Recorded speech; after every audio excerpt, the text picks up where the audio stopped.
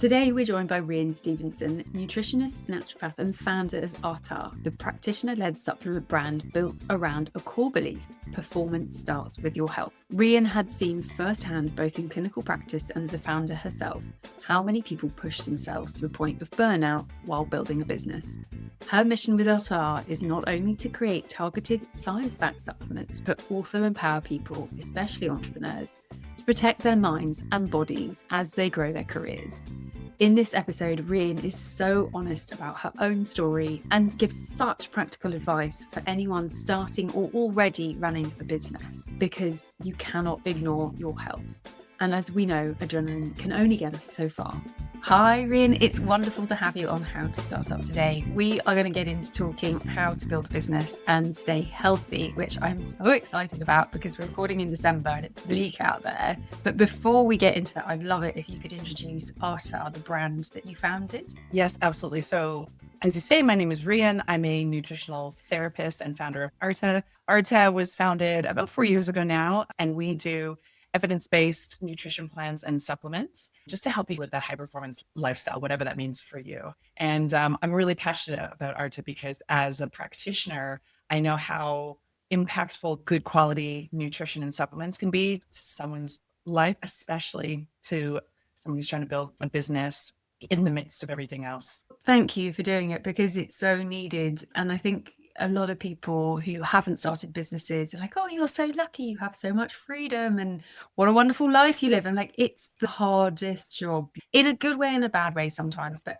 why do you think founders are so much more inclined to say burnout or not look after their sleep? Or what do you think is driving that? I think founders perpetually live in that red zone, right? Where you are responsible for everything. Everything is uncertain. So there is quite a high level of anxiety. You can always do more, right? There's never a night where I come home where I'm like, I've done all my work. Like I could literally work every single day, every single hour. So it's really hard to draw yourself that boundary. And then when you add on kids, financial pressure, so lots of founders will often at the start work for no money, which is very common. And then you have kids and you have school fees, and then you're responsible for the team's salaries and trying to raise money. It's just the perfect storm of no time, high stress. And I think when that happens, and then your sleep starts to get impacted, because again, unless you're proactively doing something every single day to manage your mind, at night you just lay there and think about what more can I do? What can I do about this?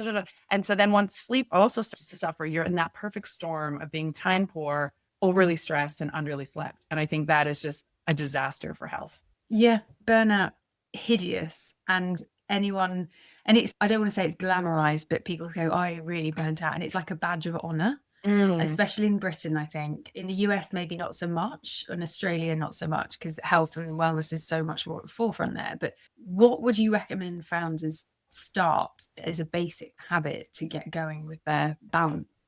I think the first thing is a shift in mindset, right? Because if you're a founder-led brand or business, you have to view yourself as the primary asset, right? You are the most important thing to that company, to making sure it can be successful.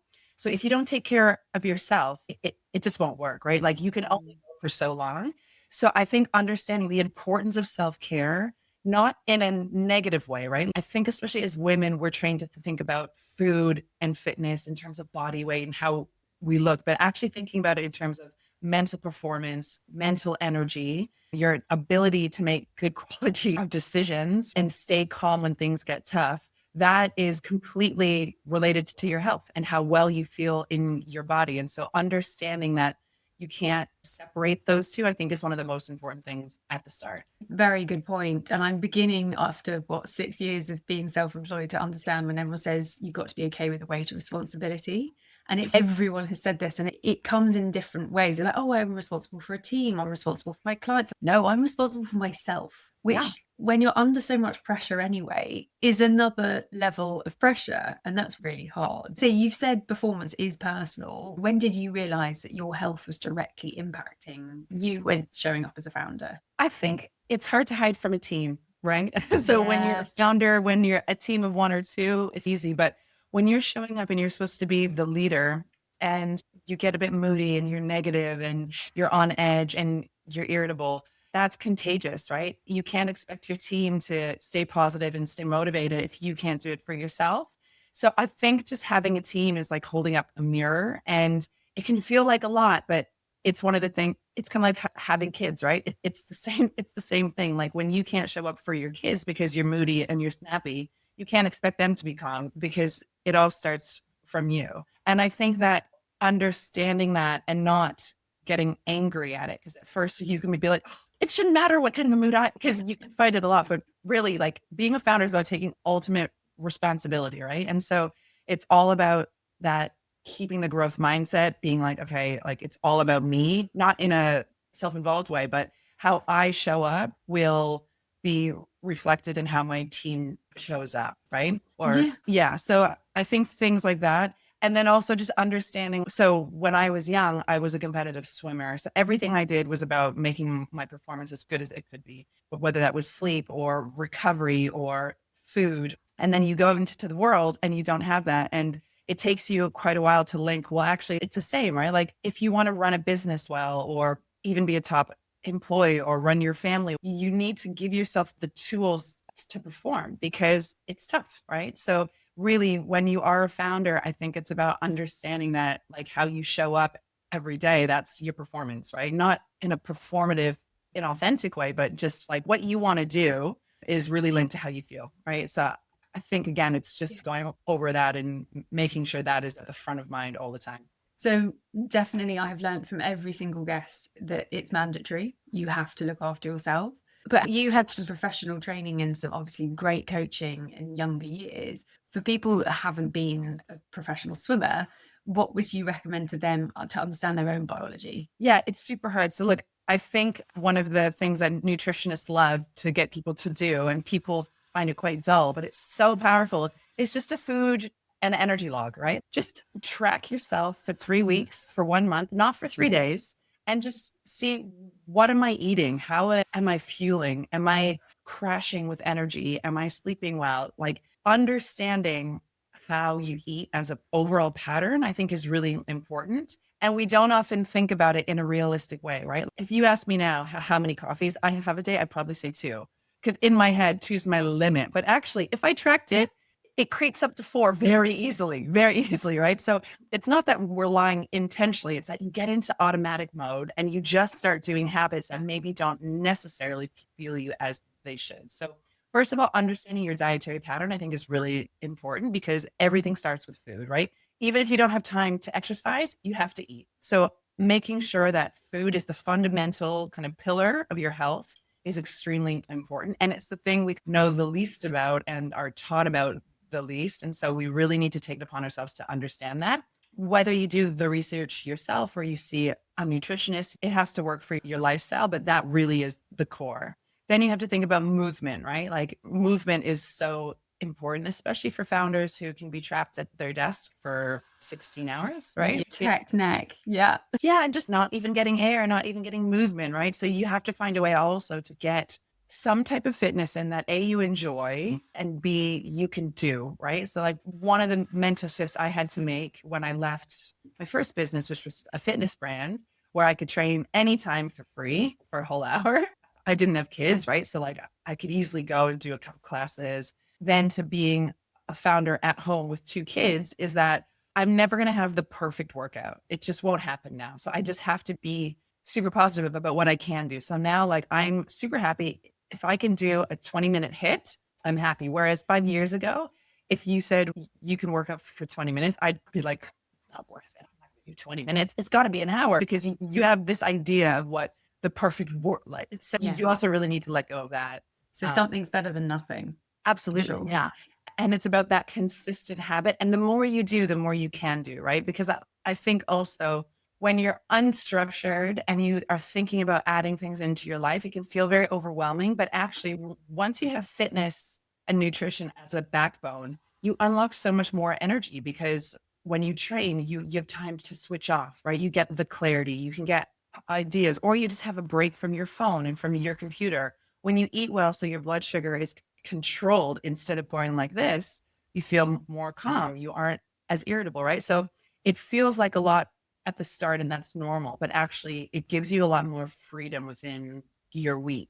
It's interesting we're talking now because I'm coming up to the end of a 12-week program that I've worked with someone who's looked at my hormones, my nutrition and my movement, my Yeah. fitness and my water and my sleep and my brain fog. And it's all talking to each other, and having a good night's sleep where you feel rested and energized. I mean, you can do anything. You can take over the world if you slept well. And then if you added movement and strength and then upping your weights and things like that, I'm in my mid-40s, I can see the difference, and I am a better version of myself at work, and I enjoy my day more. But it feels weird when you're busy and you've got an endless to-do list to take that time out for yourself. And I actually bumped into a few people at the gym yesterday saying, like, I haven't got any time, but I needed to take the time to do the gym workout, because you're then more efficient. So if you have to hack it the other way, it's like you'll actually be better at your job if you do that. 100%. Yeah. I forget who said it. I think it was an athlete, but they were talking about if you don't have the discipline to train, you're a slave. You're a slave to your mood,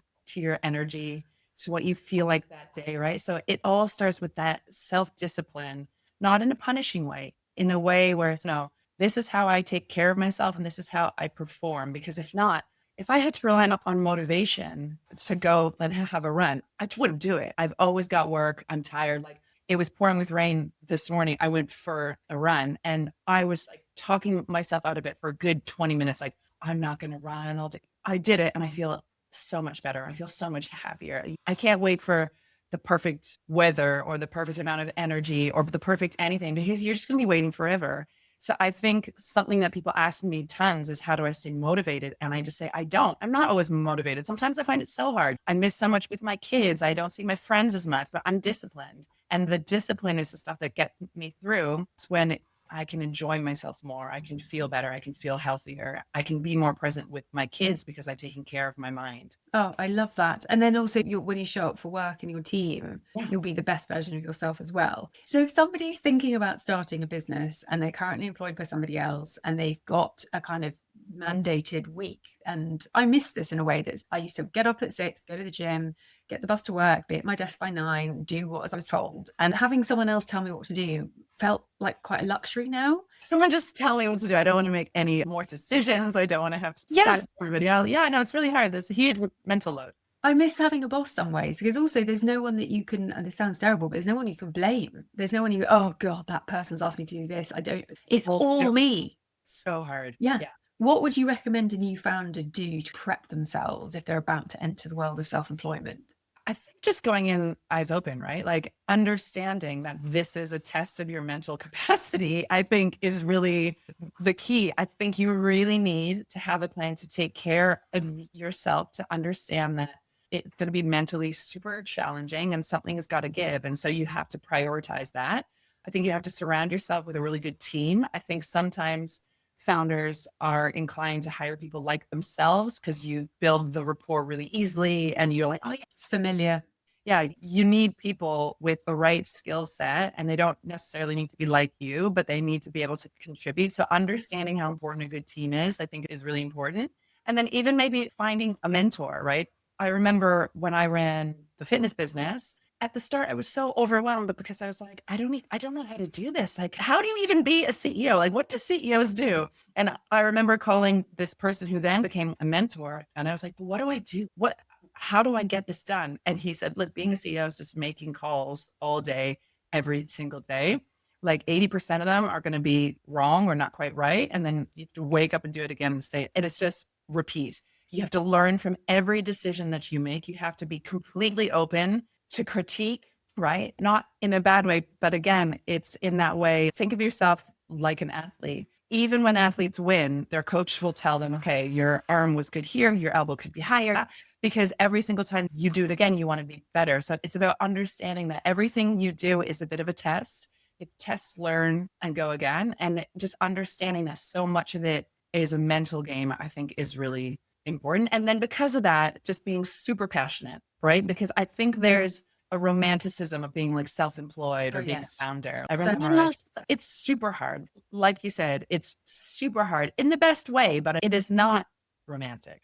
I sometimes see my brother and he goes home from work at 5:30 and he doesn't look at his phone. His weekends are free and he's like paid annual leave, holiday. And I'm like, oh my God, I'm so jealous. And so it's understanding also that it's super hard work and it's so rewarding and it's so soul destroying sometimes. And it's two sides of the coin, right? It's like being a parent, right? It's one of the hardest things ever, but it's one of the best things ever. And so you just have to be ready for that ride, I think, which a lot of us, I think, aren't when we start. Oh God, no. I started off the back of redundancy and just thought I'm just going to start a company blindly. And everyone else says this as well. Like, if you told me today what I'd have had to have done to get here today, there's no way I'd have done it. But because you're ignorant, naive, and blind optimism, you just run and go for it and see what happens. Yeah. But a lot of what you were saying was around resilience. It's something that you need a deep bucket of.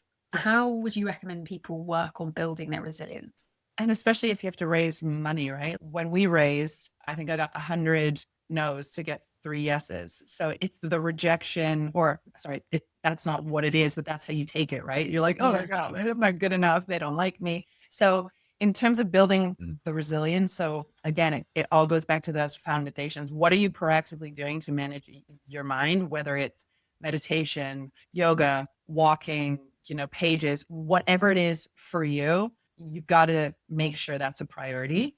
That's also, again, why I love fitness, because when you train, you teach yourself you can do hard things, right? Like you push through, you feel better afterwards. It's really hard. You build confidence when you train. And I think people who haven't gotten into training yet don't understand how powerful that aspect of it is. It's so powerful. But it shows you in a completely different environment what you're capable of doing that you can then bring into the work environment. It's like also if work's really hard, you can go to the gym, switch off, let off some steam, and your brain has a rest. Yeah. And then again, look, understanding that what you eat and how you fuel your body will impact how resilient you are is really important. One of the things I've had to do in the last few years is I've just cut out alcohol. And it's not because I'm saying it's horrible for health, which look, there's obviously no studies, but but the reason I did it is because I can't cope, right? I cannot cope with the pressure of being a founder and being a mom to 2 super young kids if I'm drinking at the same time. And that's just, and I'm not saying I'll never have alcohol again. But right now, it's an easy say. If I drink alcohol, I mean, I'm anxious for 10 days. I can't sleep. I'm snappy with my kids. And then I feel guilt and shame, which I already feel because I'm not there as much. So you have to understand that all of these things will impact you. And so it's understanding, how do I have to fuel myself to perform? And it's all about your mind, your nutrition, and your fitness. And I feel for you because you founded a brand in the health and wellness space. So you, of all people, have an even higher bar to live up to in terms of leading by example. What led you to found Artah? Yeah, look, I mean, that's a good point, but thankfully I don't feel that way because I founded Artah because when I was young, I had such a struggle I was chronically ill as a child. And then it took us about 10 or 12 years to figure out what was wrong. And it was a food allergy. So I changed how I ate and I kind of transformed my health through nutrition and supplementation. And I was like, oh my gosh, this is so powerful. Like, this is what I want to do. I do have an intrinsic motivation and an understanding of it's far more painful to feel unwell than it is to eat a high fiber breakfast or make a good food choice. So because I've been through that, and most people who have been through that will say the same, right? It doesn't feel like a chore because I know what the other end of the spectrum feels. So in a way, I think I was really lucky to go through that because it's made being healthy like a far more natural choice than not being healthy. And then because my education is layered on top of that, I understand which levers I can pull when I need to help myself out, right? Like when I haven't slept, if I don't eat a breakfast that has a very high amount of protein in it, I'm starving, I'm tired the whole day. So there's little things that you can do. There's little levers you can pull. And that's one of the reasons I started Artah, right? Because I know how transformative taking care of your health can be to every aspect of your whole life. Well, I love that in terms of the levers, that all is not lost. So I was flying yesterday. I'd slept really well and I'd taken actually the Artah magnesium. Oh my gosh. And I'd gone to the gym and I did and I saw the person I'm doing the training with. Oh my God, like my sleep is back. And then I completely jinxed it because I woke up 4 times last night. I felt really tired this morning. Yeah. But knowing that you've got tweaks that you go, I'm going to have a really high protein breakfast that's going to maybe take the edge off the tiredness and drink more water than I would normally, go for a little bit more of a walk, get some more fresh air. It's the tweaking. It is a part of the mental load of factoring it into your day. You can't just go into your laptop, into your emails and assume that you're going to be all right. Yeah. And no one else is going to do it for you. I think that's the responsibility, that you really have to own it, which nobody talks about. Everyone's like, oh, yes, you travel the world, an endless holiday. I was like, whatever. What founders are doing that? No. At least not in the first 5 years of their business. No, and actually, I found it really interesting because when I became self-employed, I started working at co-working offices, and I'd see most of the gang in the gym before the office. And I thought, God, everyone's so healthy, but you have to survive. It's a non-negotiable. And actually, we're talking about fiber. It's something that I'm seeing a little bit more and more of in the press. And you've just launched Essential Fiber Plus, one of your newest products, which highlights how overlooked fiber is, despite its profound effect. And I didn't know this, that it impacts energy, digestion, cravings, and metabolism. Why hasn't it been talked about sooner? I think it has been talked about. So, I mean, nutritionists have been talking about fiber for forever. I remember my grandparents used to take Metamucil, right? So fiber is something that we definitely talked about for decades, but we used to think of it just in relation to going to the bathroom, right? So if you were constipated, you took some fiber. What we know now, because of all of the research with the microbiome, is that fiber not only, yes, of course, it helps you feel regular and have good poos each day, to be blunt, but it fuels your microbiome, and the balance and the health of your microbiome is integral to everything, to your immune system, to your energy, to your mood, to everything. So understanding that and seeing that there actually is a massive and real health gap, right? Only 1 in 10 people in the UK get enough fiber. It's wild. The RDA, which is how much they say we should have, is 30 grams a day. So that's the minimum we should have. That's not the ideal. Most adults in the UK get 18 grams out of that. Women get slightly less. And so it's really key to just that foundational health. If you want to feel full and balanced and have good energy and have a good mood, you really need to up your fiber intake.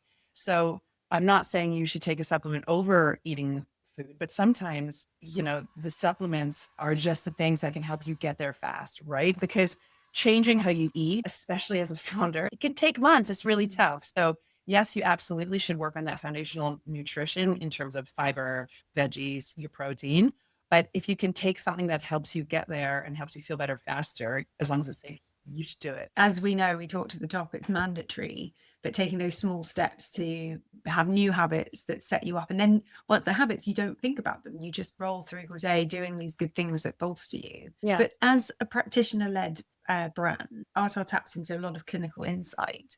What health patterns are you seeing repeatedly in people that are trying to do it all? So I think the number one thing is their blood sugar is very erratic. So whether it's from skipping meals or over fasting or just a bit of a lack of understanding of how important your blood sugar is, there's a lot of people who have quite a sugary breakfast and then they have tons of coffee. And then at lunch, they may make a healthy choice of a salad, but the salad has not very much fiber in it, doesn't have a lot of protein in it. So you go your whole day under chronic stress without much substance, without much nutrition. So then you're prone to snacking, right? You're starving, you're stressed, so you're grabbing the chocolate, so you're grabbing the biscuits, or you're having those things that you really don't want to have. And so it's quite a challenge to shift that. I think it's really important to look at your day, like I said at the start, and say, okay, how am I starting my day? If there's only one thing I could do, it's let's change my breakfast to make sure that even if the rest of my day goes completely not as planned, that first meal is really going to fuel me. It's going to satiate me. I'm going to have protein. I'm going to have fiber. I'm going to have some plants. And really just start with one thing, and you'd be amazed at how much of a knock-on effect that can have.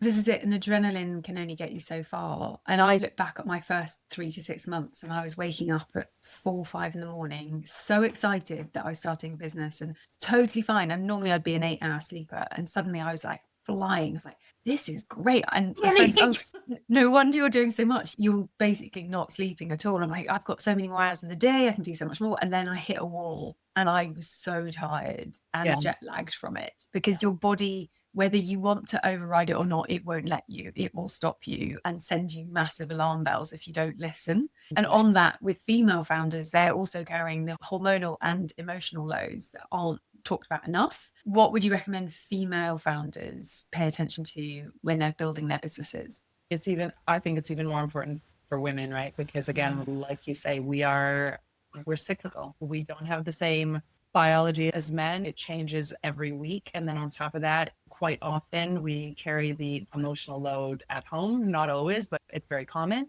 So understanding that your biology is very changeable and that it's not about willpower and trying to white knuckle through cravings. It's about right? It's about how can I fuel myself? How can I nourish what my body needs?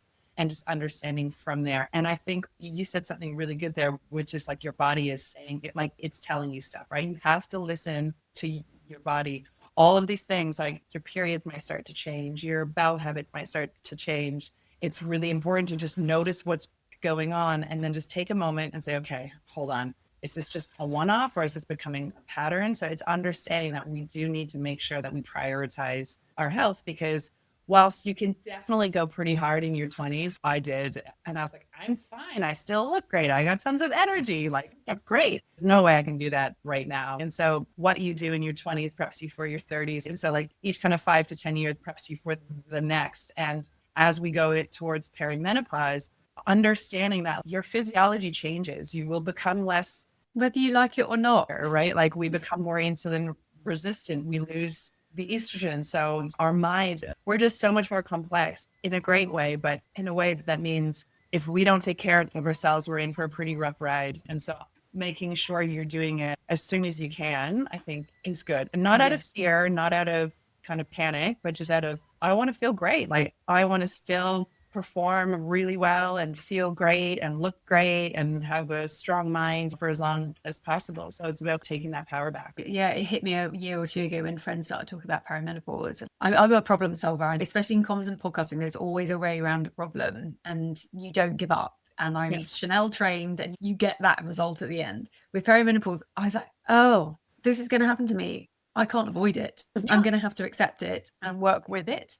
And everything that I'm learning, very fortunately, from this podcast series is around that. And it's something that I just have to accept is going to happen. I'm like, oh, this is so unfair. I think female founders should have different tax benefits.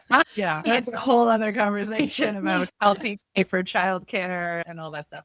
Look, I think something else that's really important for women is we are trained to have that kind of higher pain threshold to push through, to suffer in silence. Yeah. So one thing I would say is really important is if you think something's up, go to the doctor, go get some advice.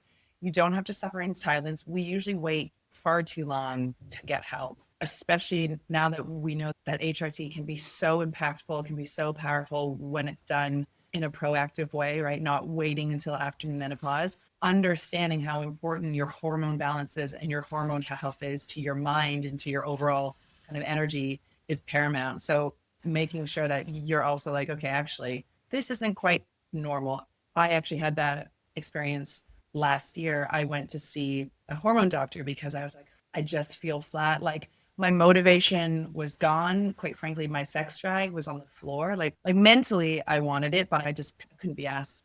And it's so easy to tell yourself like, I'm just stressed. I'm a parent. I could just feel it in my body because I was like, mentally, I'm just a bit dull and I just wanted to check it out. So I went to the doctor, we did a hormone profile and my testosterone was on the floor, which makes sense, right? And so because I had kids late, I pushed through. So I did 6 months of testosterone and it transformed how I felt. It transformed me, right? So you can use things in a way where it doesn't mean you have to be on it forever, but just using the tools at your disposal, I think is really important. Yeah. And taking the time out to go and seek that support because you have to prioritize yourself. Yeah. It's too easy for us to think that we're a failure or we're weak. You know what I mean? But actually, like, women are so strong. Weak is the opposite of what kind of a word I would think of to describe a female founder who also has a family. So I think it's understanding like there's only so much you can take. And when you're stressed, your hormones can suffer. So just get it checked out, make sure your nutrition and your fitness are in check, and then you go from there. Thank you. That's really good advice for anybody listening. Just take note. But with early stage founders, they're doing something for the first time that they've never done before, probably in a new market with a product that may not have been launched before. So overwhelm and exhaustion is inevitable at points, hopefully not all the time. What would be the first 3 changes you'd recommend to help them stabilize and support their well-being at that stage? It is that nutrition piece. So taking care of your food. Look, I'm obviously a really big fan of how supplements can help you. So seeing if there's anything that you need that can really help optimize you. Like one of the biggest levers that I have is magnesium, right? Like magnesium at night gets me into the sleep that I need, right? I can't sleep for as long as I'd like, but it helps my sleep quality so much that that is just one thing that I have as a non-negotiable. And then your fitness. I mean, it's the same stuff, right? Yeah. Nutrition, your fitness. And it doesn't need to be a crazy fitness program, but it just needs to be enough where you're taking care of your body and you're making sure that you stay as resilient as you can. I think only 1 in 5 women in the UK meet the minimum exercise guidelines. So at least make sure you're meeting the minimum, right? So it's understanding where you are now and what are the small tweaks you can do to really optimize. If you know that like practice stress management is one of your hardest, right? For me, that's my hardest, right? I find fitness easy because of my background. I find nutrition easy. For me, it's like meditation or journaling or breath work. Oh my gosh, like I find it so challenging. But when I do it, it's so impactful. So the thing that I've had to do is really find what's the best way that I can make sure that I do this? And what's the easiest way I can get it done? And for me, it's the breath work, right? Because I'm not quite at the stage where I find meditation relaxing. I'm sure I need to push on more, but like right now, mentally, I just can't. Whereas the breath work, that's where I feel like a visceral change. I feel so good afterwards. It really calms me. It's a program I can follow, so I don't have to think for myself. So what are the little things that you can implement that really help your mind? Yeah, I'm exactly the same as you. I'm a doer. I'd much rather go for a run than try and sit with my thoughts. But it's finding a way that I can't avoid it because it's magic when it happens. Yeah. Something we do is a question from our previous guest on our last episode has a question for you. And our last guest was Andy Varley, founder of Insanity. He started his business at 13, he registered at 18, and he's been doing it for 28 years since in the media space. And his question for you is, if you weren't in this role, what would it be instead and why? Oh, that's really interesting. It's a hard one because everyone's like, no, I love the one I'm in right now. Yeah, look, I mean, it would for sure be in the health and wellness space because it's my ultimate passion, whether it was some kind of a coach or I'd love to work. I'm sure everyone says this, but I'd love to write a book. I'd love to teach. I just love helping people understand their bodies and how they can access that change in health that I accessed. So I don't know what exact role it would be, but it would be something to the tune of that. Amazing. And what would your question be for our next guest? What has been the most impactful change you have made to drive success? Oh, I love this. Please tell me. Please tell me. It's so funny. A lot of founders are like, it's in that moment. Estée Lalonde was amazing. She's like, I'm really on the fence. Do I do this business? What should I do to keep going? It was a really heartfelt question. Yeah. And then David Abramovich from Grind is like, work-life balance? How do I find that? And I was like, but you're David Abramovich from Grind. You've nailed it. And he's like, no, I need advice on work-life balance. So people are very humble in this question. Yeah. One of the things you asked me previously was, what advice would I give? And the advice that I would for sure give is to speak to other founders. It's like whenever you can, speak to someone else, because when you get into your world, sometimes it can feel so heavy and insular, and it's quite isolating sometimes being a founder because you can't talk to your team the way you talk to a friend. You have to maintain a level of professionalism. And so being able to speak to other people who are going through the same things, you're like, oh, okay, so it's not just me. It's the same thing as when moms speak to other moms to like just being like, does your child do this? And like, and you're like, oh, thank God.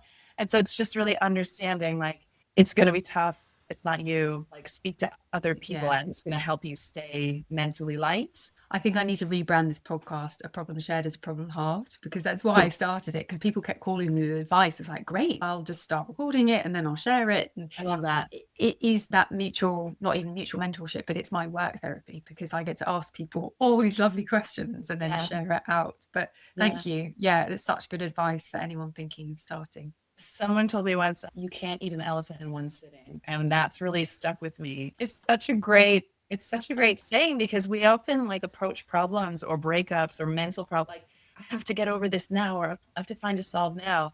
And actually with big problems, you really need to be patient and you can't do it all at once. So it's going to take time. It's going to be challenging.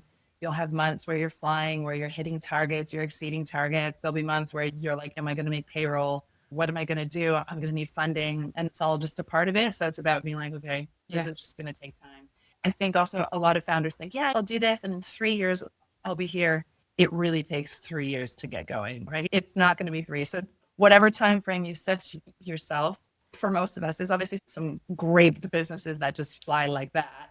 But for the rest of us, add a couple of years onto that goal. So you're not pressuring yourself with something that doesn't matter. Well, with anything, and going back to that fitness analogy, the longer you build your strength, the longer it lasts. And it's a slow race. If you build slowly, you're probably not going to make too many irrational decisions. You're not going to burn through budget as much. You learn by doing. So the more you're in your business, the more time. And the last 5 years, the world has fallen apart about 6 times. As long as I can keep our heads above water and the team are happy, clients happy, and I'm happy, I'm learning. And that's our success metric. But it's a lot of people put the pressure on. It's you must scale, you want to sell. And it's like, no, don't know that answer yet. I'm fine. I'm going to just not even tick over, but just take it a bit slower than all of the Instagram content says otherwise. Actually, my last question for you would be, how do you manage social media as a founder? Because there is a lot of bragging out there on social that makes you feel insufficient or your business isn't doing that well. How do you manage that boundary? Not well. I find it really hard, if I'm honest, because right now I'm in the stage where I'm probably using social media in the worst way, right? I'm not producing enough content led by me, but I'm looking at things a lot, right? Because a part of my job is also to see like what's going on, what are other people doing. And so I often find myself comparing the business to businesses who have been open for 15 years. And I'm like, oh my gosh, look what they're doing. They've nailed it. And I'm like, what? It's really hard. And then I compare myself to people who do social media and content for a living. And I'm like, oh my gosh, my content's terrible. And I'm not doing enough. So I'm still navigating. I find it very challenging. I haven't nailed it. And it's something I'm definitely working on. It's really hard. If I had my way, I would be completely social media free.